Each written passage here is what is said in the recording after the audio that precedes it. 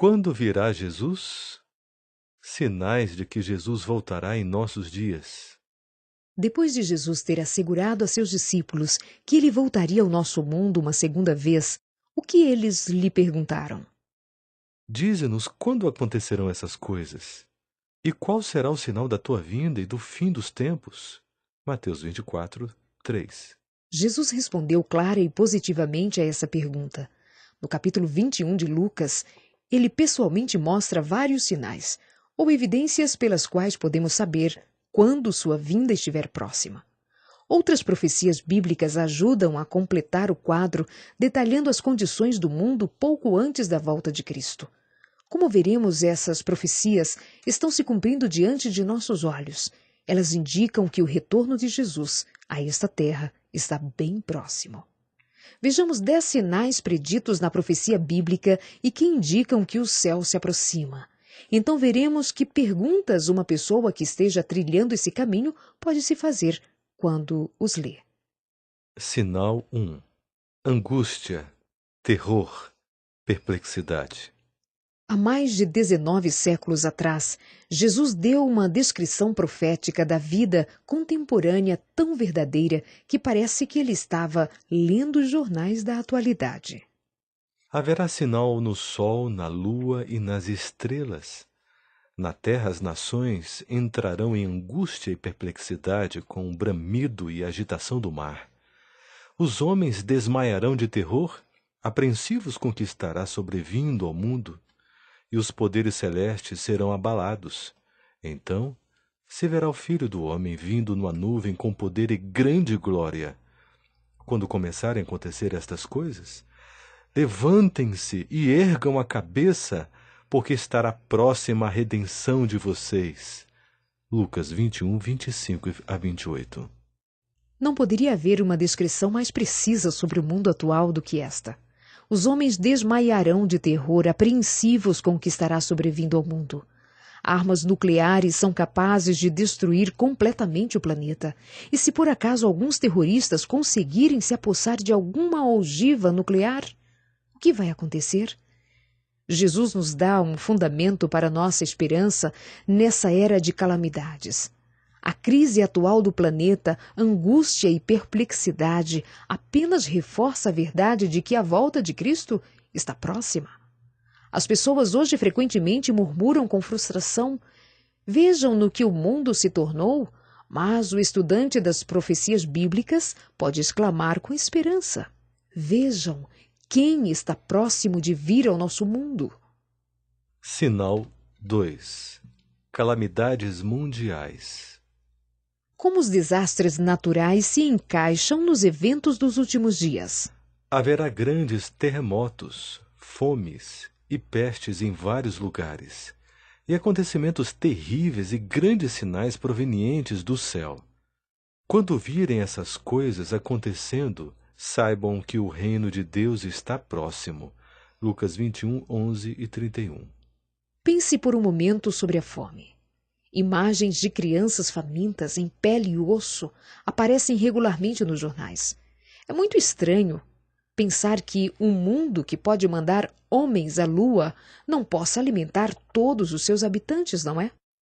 Jesus sabia que a fome persistiria e que a natureza humana orgulhosa ficaria ainda pior quando chegasse o final dos tempos. E quanto aos terremotos? Bom, de acordo com o Almanaque Mundial de 1999, século após século da era cristã tem apresentado um aumento substancial nos grandes terremotos. No século XVIII, 6 grandes terremotos, no século XIX, 7, no século XX, mais de 100. Assim, as evidências crescem mais dramaticamente à medida que nos aproximamos mais e mais dos dias atuais. Esses incidentes confirmam a profecia de Jesus. As fomes e os grandes terremotos estão ficando cada vez mais frequentes. O reino de Deus está próximo. Será que nosso século atual trará mais de uma centena de terremotos ou será que trará a volta do Rei dos Reis? Sinal 3. O acúmulo de riquezas. O que significa a realidade de que a riqueza concentra-se na mão de cada vez menos pessoas, enquanto que a pobreza torna-se cada vez mais comum entre as pessoas. Vocês acumularão bens nestes últimos dias. Tiago 5:3. Apesar de todos os planos econômicos, os ricos continuam a ficar mais ricos e os pobres a ficar mais pobres. As fortunas multimilionárias de algumas pessoas são outro sinal que nos mostra que a vinda do Senhor está próxima. Sinal 4. Agitação civil. Por que tem crescido tão acentuadamente o descontentamento e a agitação entre os empregados e os empregadores? Vejam, o salário dos trabalhadores que ceifam seus campos e que vocês retiveram com fraude está clamando contra vocês. O lamento dos ceifeiros chegou aos ouvidos do Senhor dos Exércitos. Sejam também pacientes e fortaleçam o seu coração, pois a vinda do Senhor está próxima. Tiago 5, 4 e 8. Depois de predizer um acúmulo sem precedentes de riquezas em nossos dias, Tiago previu uma agitação civil da parte dos trabalhadores descontentes. A tensão entre os que têm e os que não têm continua a crescer. Eis aí outro sinal de que a vinda do Senhor está próxima. Sinal 5. Decadência moral. Por que o nível moral de nossa sociedade parece estar se extinguindo? Saiba disto. Nos últimos dias sobrevirão tempos difíceis, terríveis. Os homens serão egoístas, avarentos, presunçosos, arrogantes, blasfemos, desobedientes aos pais, ingratos, ímpios, sem amor pela família, irreconciliáveis, caluniadores, sem domínio próprio, cruéis, inimigos do bem, traidores, precipitados, soberbos, mais amantes dos prazeres do que amigos de Deus, tendo aparência de piedade, mas negando o seu poder. Contudo, os perversos e impostores irão de mal a pior, enganando e sendo enganados. 2 Timóteo 3, de 1 a 5 e 13. Será que alguém poderia pensar numa descrição mais precisa de nosso mundo do que esta? Aponte a máquina fotográfica para qualquer direção atualmente e você obterá uma foto do materialismo arrogante. Você terá uma imagem da chocante realidade do abuso e molestamento de crianças. Você terá incontáveis cenas de jovens descontrolados, crianças em idade juvenil já matando e aleijando sem razão. Todas essas coisas formam uma galeria de imagens que proclama em voz alta que Jesus em breve virá. Sinal 6. Divulgação do ocultismo. Por que estamos vendo uma explosão de interesse no ocultismo? Pois aparecerão falsos cristos e falsos profetas que realizarão grandes sinais e maravilhas, para que, se possível, enganar até os eleitos. Mateus 24, 24. Essas passagens predizem que o tempo do fim terá todo tipo de milagres e sinais. Uma manifestação enganosa do sobrenatural. Bruxas e magos aparecem em programas de televisão. Seguidores da nova era estão por todo lugar, vendendo cristais mágicos e entrando em contato com espíritos que já se foram. Sinais e maravilhas de engano estão por todos os lugares. Tudo isso esclarece ainda mais que, como foi predito por Jesus, estamos vivendo no tempo da vinda do Filho do Homem. Sinal 7. Um despertamento do mundo.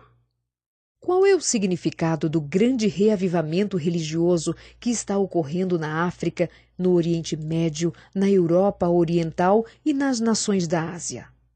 Despertem, nações, lancem a foice, pois a colheita está madura.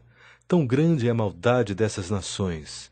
Multidões, multidões no vale da decisão, pois o dia do Senhor está próximo no vale da decisão. Joel 3, 12 a 14. Hoje, nos países da Ásia, África, Europa Oriental, antiga União Soviética e Oriente Médio, pode-se testemunhar o que talvez seja o mais abrangente despertar religioso das nações de que se tem registro na história, pois o dia do Senhor se aproxima. Sinal 8. os planos de paz e as preparações para a guerra. Vivemos num mundo estranho. Todos concordam que precisamos dar uma chance para a paz. Falamos da paz, contudo, hostilidades não expressadas e que já duram vários séculos explodem em conflitos abertos. Os profetas Miqueias e Joel predisseram que, ao mesmo tempo em que as nações falassem de paz, a desconfiança nos outros os compeliria à guerra. Há muito tempo atrás, a Bíblia apresentou nosso dilema entre guerra e paz e declarou que a paz permanente se tornaria real apenas quando Jesus voltar. Sinal 9. O progresso moderno. Por que, após séculos da história humana, os sistemas de transporte e de comunicações aproximaram tanto o mundo? Até o tempo do fim, muitos irão por todo lado em busca de maior conhecimento. Daniel 12, 4. Daniel aqui indica que o conhecimento de suas profecias aumentaria até o tempo do fim. Mas essa profecia também parece apontar diretamente para a nossa era de informação computadorizada. O conhecimento em todas as áreas tem aumentado a velocidade da luz nos anos recentes.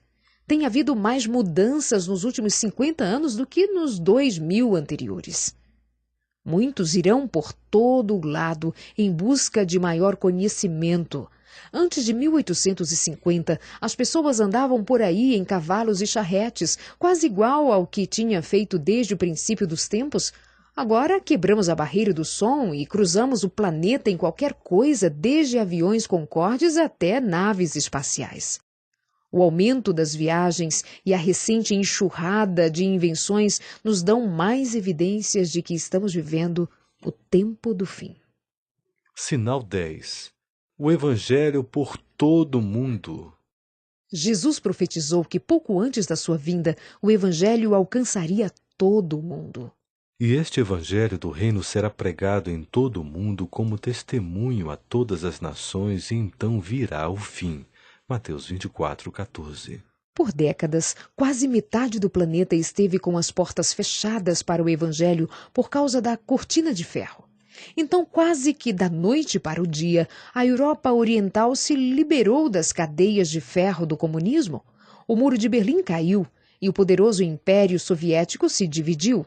Em pouco tempo, praticamente metade do planeta abriu os braços para receber o Evangelho. O Evangelho está verdadeiramente sendo espalhado por todo o mundo como nunca foi visto antes. Através do satélite, a mensagem cristã está sendo apresentada simultaneamente para praticamente todas as nações da Terra. Estamos vivendo nos dias preditos por Jesus, quando declarou: "Este Evangelho do Reino será pregado em todo o mundo, e então virá o fim." Quanto tempo falta para a volta de Jesus? Depois de descrever os eventos que caracterizariam o tempo que precederia sua segunda vinda, Jesus concluiu sua mensagem dizendo: Eu lhes asseguro que não passará esta geração até que todas essas coisas aconteçam. Mateus 24, 34. A conclusão é óbvia. A geração retratada por esses sinais de profecia veriam o retorno de Jesus à Terra. Não falta muito para que ele venha purificar do pecado e extinguir o sofrimento, estabelecendo seu reino eterno. Contudo, Jesus avisa: quanto ao dia e a hora, ninguém sabe. E ele continua: Assim vocês também precisam estar preparados, porque o Filho do Homem virá numa hora em que vocês menos esperam. Mateus 24, 44. Jesus, a única esperança do mundo. Cristo é a última e única esperança para nosso mundo, pois somente Ele pode lidar com a única coisa que verdadeiramente nos destrói: o pecado. Jesus morreu no Calvário para tornar possível vencermos o mal e libertar todos os que respondem à sua oferta de salvação. Aquele que pratica o pecado é do diabo, porque o diabo vem pecando desde o princípio. Para isso o Filho de Deus se manifestou, para destruir as obras do diabo. 1 João 3, 8. Nosso Salvador criou uma alternativa para nosso mundo despedaçado pelo sacrifício da sua própria vida e o derramamento de seu sangue. E o mesmo Jesus que algum dia nos dará cura para todas as doenças do mundo através da destruição do pecado se oferece agora mesmo para pagar a culpa do pecado da sua vida. Você não precisa esperar pela segunda vinda para encontrar libertação da culpa, de ansiedade, do comportamento destrutivo. Jesus está disposto a lhe conceder sua bondosa paz agora, neste exato momento. Ao ir a uma reunião religiosa, uma jovem mulher se sentiu tocada de maneira particular pela apresentação do Evangelho. Enquanto ouvia a história da vinda do nosso Salvador, todas as peças do quebra-cabeça que era a sua vida começaram a se encaixar. Isso fazia sentido. Ela descobriu que tinha buscado amor, felicidade e paz em todos os lugares errados. Jesus tinha de ser a resposta.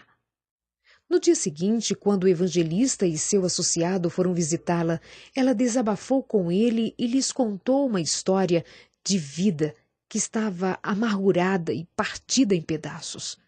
Ela havia descido ao fundo do poço como alcoólatra, estava sobrevivendo através da prostituição. Depois de descrever seus problemas, ela soluçando disse: "Você realmente falou para mim ontem à noite." Mas a voz que tinha alcançado o coração dela era a voz de Deus. E ele esteve falando gentilmente. Ela decidiu depositar tudo aos seus pés. Ela convidou Cristo a entrar em seu coração e ser o Salvador e o Senhor da vida dela, de forma que ele também pudesse partilhar da esperança do seu breve retorno. Nas semanas que se seguiram, ela começou a perceber que seus muitos medos e inseguranças, a que sempre buscava esquecer através da bebida, desapareciam quando ela passava tempo se comunicando com Jesus. Ela começou a libertar-se das compulsões que destruíam a sua vida.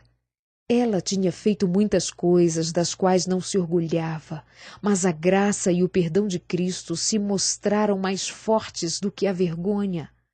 A experiência do ladrão na cruz significou muito para aquela mulher.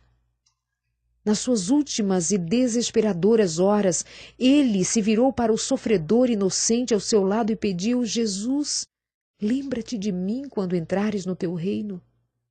Jesus imediatamente respondeu ao ladrão, prometendo que ele teria um lugar no paraíso. O mesmo Jesus que graciosamente ofereceu perdão para um ladrão que estava morrendo, oferece a você agora mesmo a salvação também, o perdão também, o perdão total e a paz de espírito. Descubra isso por você mesmo. Você também pode orar como o ladrão na cruz: "Jesus, lembre-se de mim quando vieres buscar os santos no teu reino." E Jesus responderá: "Quando eu retornar, você estará comigo no paraíso para sempre." Para sempre.